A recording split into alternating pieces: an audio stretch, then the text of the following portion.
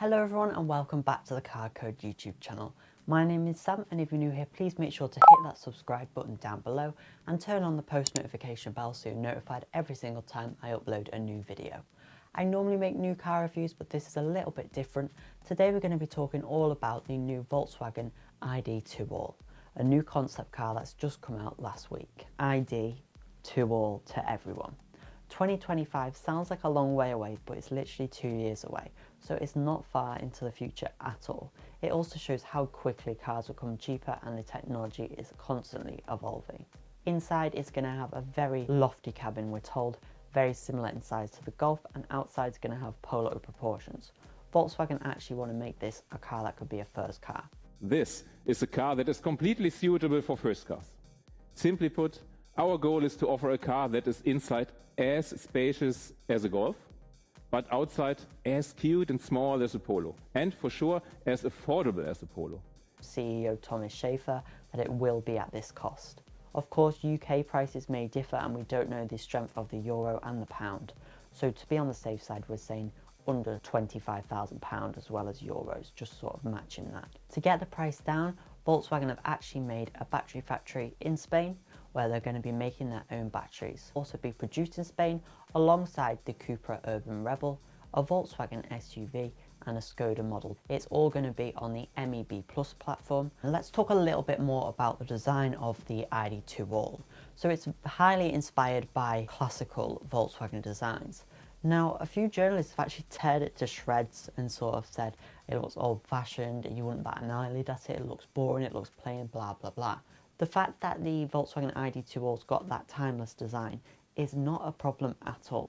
Volkswagen are so good at making a car last a long time and still innovating it.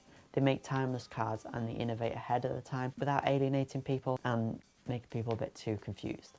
I think that's what's happened with the recent ID models, with the ID.3, 4 and 5. They've been a bit too different and they haven't had much design language to them. Whereas now moving forward, we're going to have more friendly designs and ergonomic and easy to use vehicles.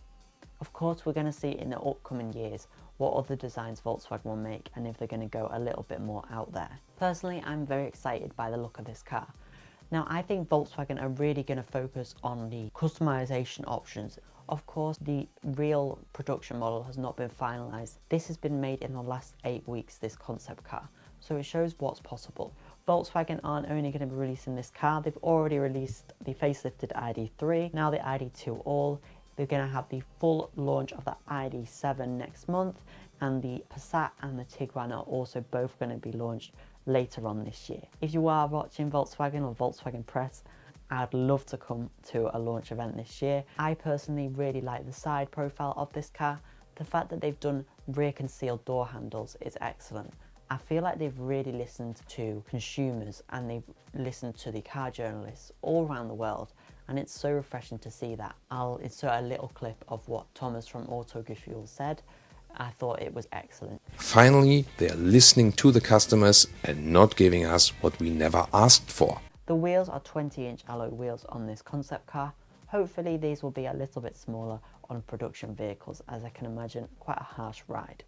I really like the fact that they've got a sunroof in the concept model. Also, the full interior is animal free, but in a good way. It's animal free with fabric and cloth materials rather than faux leather or plastic seats. The rear bench seat now also lifts up, like in Hondas. It reminds me a lot of Honda's Magic seats. It's a very clever solution, and they've got sort of a tray where you can put your cables underneath. They've also got a sort of box storage like system underneath the boot floor, giving you a total volume of 490 litres. That extra box in the bottom is a 50 litre size. It's absolutely huge. For the size of a Polo, the fact that you're getting a 490 litre boot is crazy. For example, the Volkswagen Golf currently is 381 litres, so a 491 litre boot is very, very good. It's even bigger than the Taygo SUV and even the T-Roc as well, which are both around 450 litres. I really like the steering wheel as well, quite a thin one. It's got a flat bottom and that round centre as well. So it is going back to the heritage. You can also change the screens to have different looks. You can have like the old Golf on there, old Beetle dials, and you've also got the Wolfsburg logos on the car. So it is really got that retro feel. Volkswagen have said that they don't necessarily need to have a car on the outside that looks extremely retro. They want every car to not be polarizing, but to be digestible pretty much by everyone. So they've said it's a friendly, approachable face. It's got the smile, it's got the smiling eyes. It doesn't look too menacing. Volkswagen want to bring back their so-called love brand. Now, previously last year, we were actually told that the Volkswagen Golf name is going to live on in the brand. So it may be that this is the ID Golf, although I do suppose that's going to come a little bit later. We may even see Volkswagen moving away from the ID name to other names. Personally, I much prefer when cars have a real name rather than a number. There is a few things that stop people from making the leap to electric. That is range and charging and costing of that. It's the cost of the vehicle itself, and it's the alienness of the vehicle. So the alienness of the vehicle, that's going to be sorted out basically on the ID.2all. It's going to be a much more familiar design inside and out, have those tactical buttons, and the fact that this is a front wheel drive car, along with the cost, that it's definitely going to be a lot of people's first electric car. The second thing is going to be the pricing. Electric cars are known to be much more expensive than normal models. This ID.2all is going to be around the cost of a Polo and the size of a Golf. Sounds too good to be true. Only a few years and we'll see if it's actually possible. And 3 is the charging infrastructure costing for that.